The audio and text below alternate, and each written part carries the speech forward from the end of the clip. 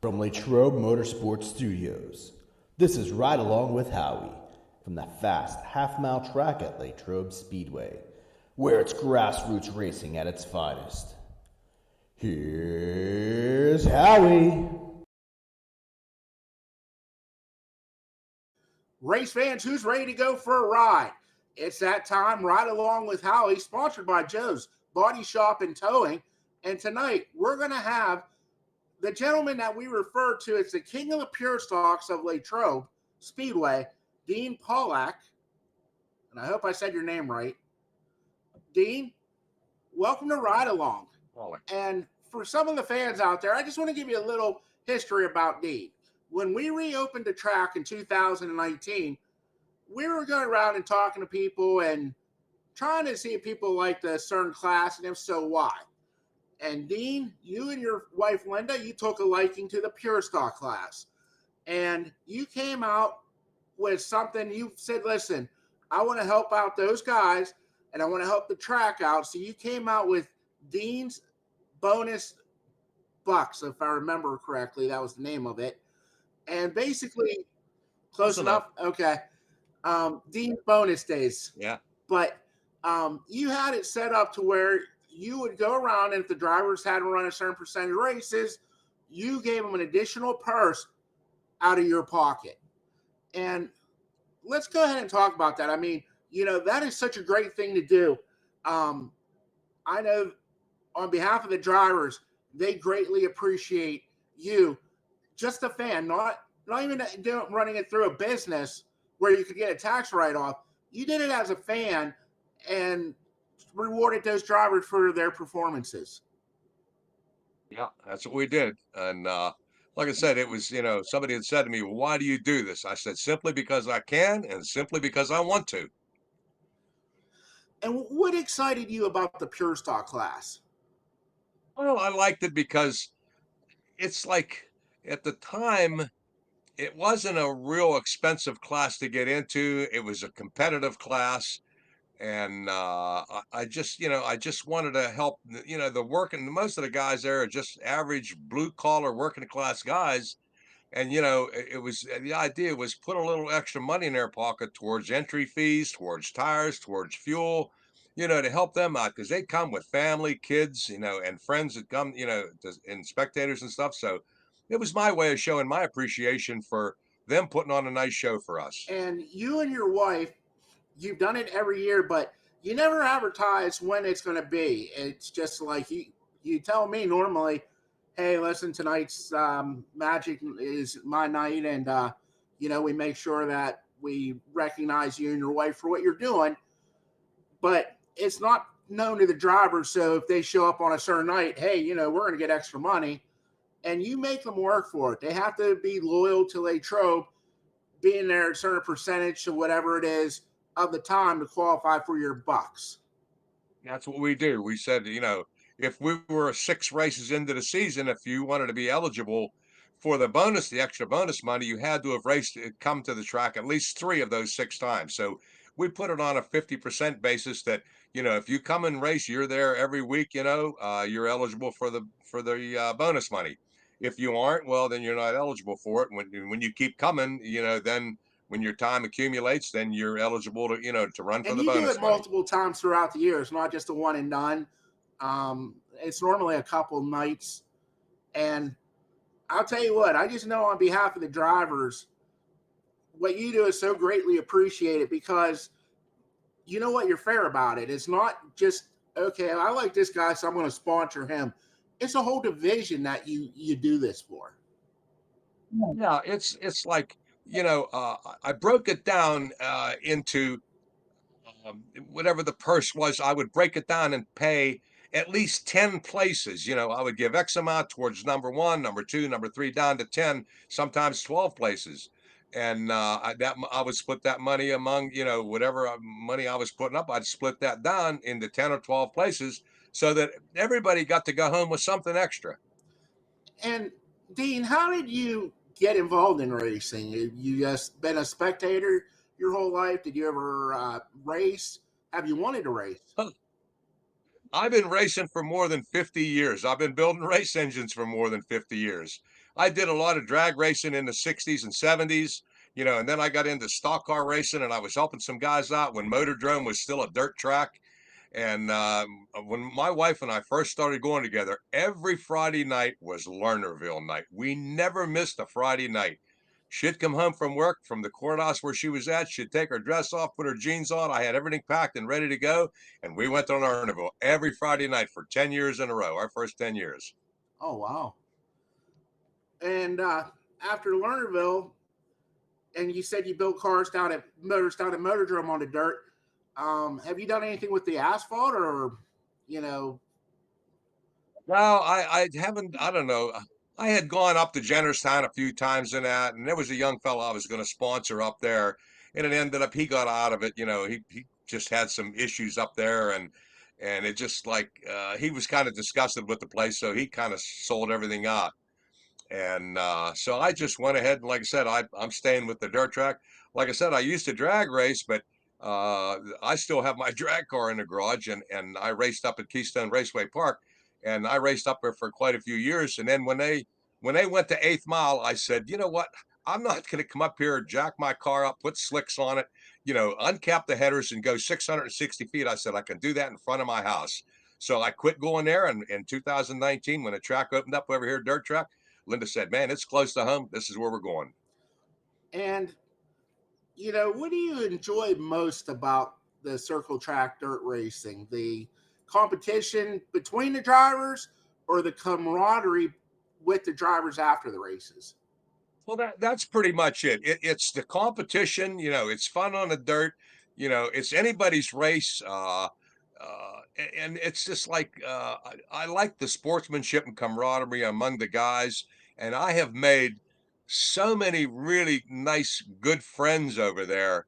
And I'm just Linda and I are just having the time of our life. And like I say, this track is 8 minutes from my house, and I'm going to do everything I can to help it stay here because we love it over there. Now, we're talking about your love of the racing and the stock cars in particular. We're debuting a new class coming out this season at Latrobe, and you're actually one of the people behind that class. Why don't we go ahead and talk about the name of the class and what the class is going to be?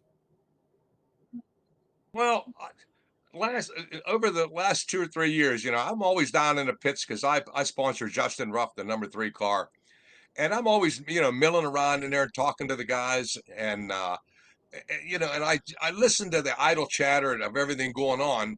And I remember one day being up at the gates up there, and I was talking to Scott Casto and Kevin Koloshinsky, Vince Koloshinsky, and the guys up there, and they still have their old school cars, the original Cutlass, a Regal, a Malibu, a Monte Carlo. And I remember standing there talking to them, and I saw right behind me John Kane and Cody Behana was coming in. And there were spectators walking inside into the gate area, and they're going, boy, there's the cars we like. There, I know that's a Monte Carlo. I know that's a Regal. They could tell. They said other cars, they look like pro stocks, super lates. We can't tell what the pure, what's a pure stock and what's a pro stock. So I just kind of mulled that around. And through the summer last year and through the spring and summer, I'd listened to the idle chatter, and I heard some 4-cylinder guys and a couple other people says, boy, I'd like to move up into pure stock, but it's just kind of out of our reach. So I kept thinking about it. So I just mulled over it for weeks and weeks, and I kept thinking about it. So I went to a bunch of the different tracks, Bedford, Hummingbird, a bunch of places, and I pulled all their rules out for the original pure stock, hobby stock class. And I read their rules, and I drafted up a set of rules and stuff off of what they had. I got together with Ken Shirley, our tech inspector, and we sat down and reviewed the rules, made some changes on it, and then we presented that to Dennis. And I said, I'd just like to. He said, Dennis said, I hate that name, Charger class. I said, let's call it hobby stock. I wanted this to be an entry level V8 class for guys that can afford to come in and start racing, move up out of 4-cylinder, or a new person coming in. And I said to him, I said, if you go out and look on Facebook, on Craigslist and stuff, there's a lot of G-body cars out there for the Ford guys. There's the Fairmonts, the Granadas, the Mercury Monarchs. I said, there's a lot of mid-sized cars out there that sell from anywhere from $200 to $2,000. You can buy a nice roller and put a 305 in it. We decided to go with a little 305 2-barrel class motor. They're pump gas friendly. You can go spend $4 a gallon gasoline. So I wanted to keep this budget oriented pump gas car for the average guy with a couple of kids who wants to go to the track and spend a Saturday night dirt And the track concept racing. took off where other people were even stepping up, um, kind of trying to make it into an old, I don't want to say a throwback class because that's probably not the best way of wording it. But if you have an old NASCAR or a NASCAR paint scheme, you can win additional money. If you win the championship, you'll get bonus money for that. And, we're trying to make that into a nice class, not to where you duct tape it and go race. We want you to have that level of professionalism, I guess you would call it. Let me tell you something, Howie. I saw the post that Andy Har put on there about doing an old school scheme like that. So you guys are in for a big surprise over the track because there's a bunch of us are going to doing cars, NASCAR paint schemes like the '80s cars. Earnhardt and some of the other cars that were there. We got a Viagra car, a Wrangler car. There's going to be some nice rides, and I think the fans are going to get a big kick out of it because they're going to be able to think back on that and say, "Yeah, I remember seeing those And guys you know race." what? I can't wait to see it too because those were such. I mean, they were race cars, but they were beautiful. The 1983 through, I guess it was like 88 or 89, the Monte Carlo SS by Chevrolet. That was like to me the ultimate looking race car.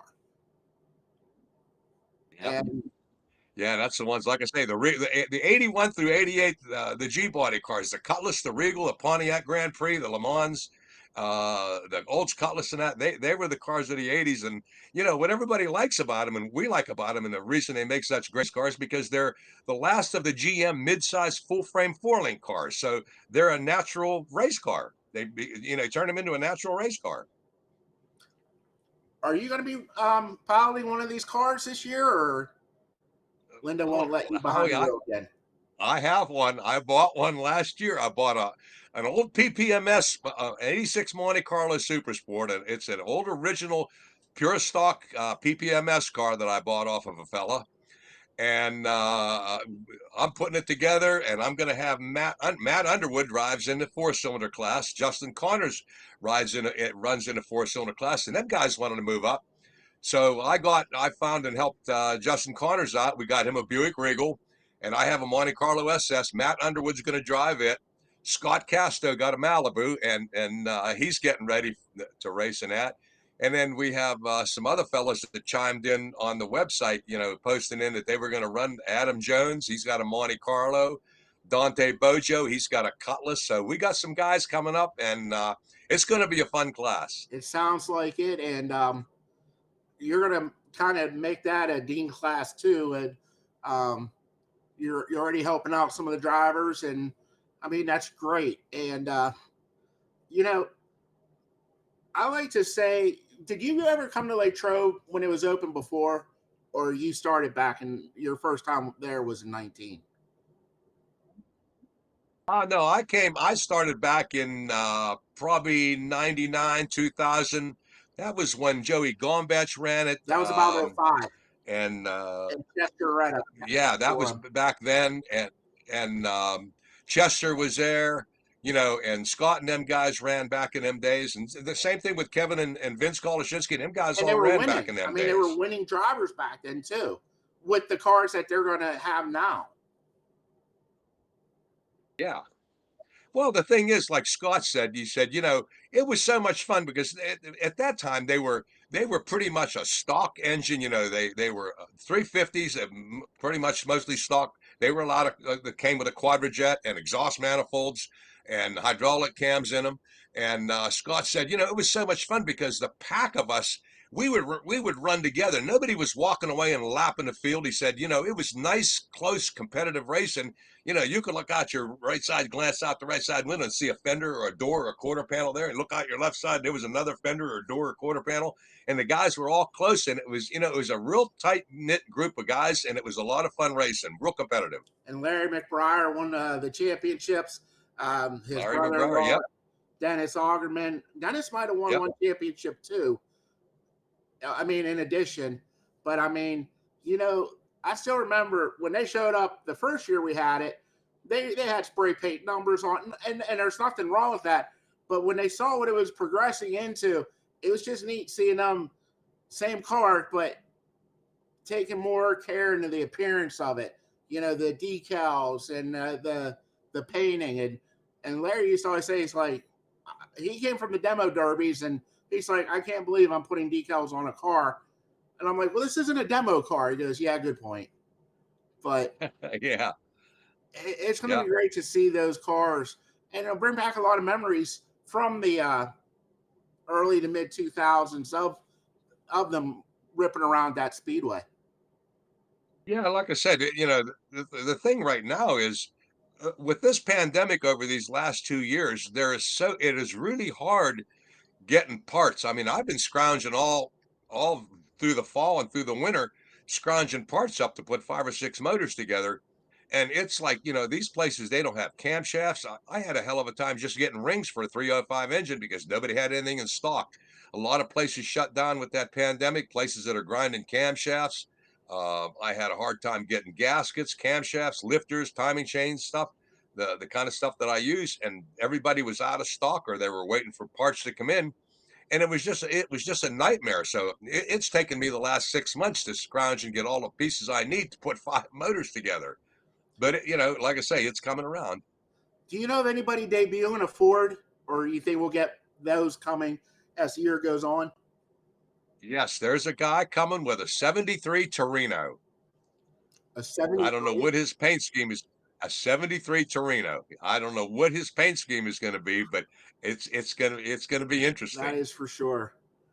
Um, Hey, Dean, I want to thank you for going for a ride. I want to thank you for all that you do to help racing at Latrobe Speedway. And, you know, especially with the new class, the hobby stock and the pure stock class. And, you know, like I said, we refer to you as the king of the stocks for all that you do. And, you know, it's not, you're just not giving them the money. You're also making sure that their cars are legal too. You want to go down there and you verify the motors are what they're supposed to be, and that sort of stuff. So I mean, you know, you're more than just you're almost the promoter of those classes under Dennis, because you know you make sure that the cars are within the rules and you reward them for doing well too. Like I said, this class, the hobby stock class, I am sponsoring it for the complete year. I am sponsoring and I'm taking care of the payouts for the year for this class. And I hope it turns into a nice bunch of guys. And all I want to do is see more spectators, more cars come, you know, and excite the fans. And I think we're going to have a lot of fun this summer. Hey, maybe me and you can get a match race one night. You know, 2 laps around the track. You used to drag race. Let's do it. Yeah, well, I wouldn't mind doing that. Well, I'm sure we can probably get you a ride. Now, me, you know, I don't know if anybody will trust me, but you know, you are the godfather of the stocks. Okay, buddy. Hey, Dean, again, like I said, thank you for all that you do on behalf of the drivers, the fans, the staff, and management. And we can't wait to see you and Linda back in the Speedway. Again, practice this upcoming Saturday.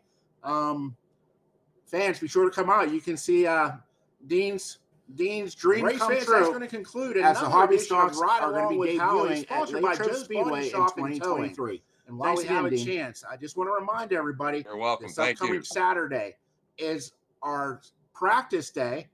And then the following Saturday, we are going to unleash the 2023 race season. And that'll be opening night. Be sure to come check it out.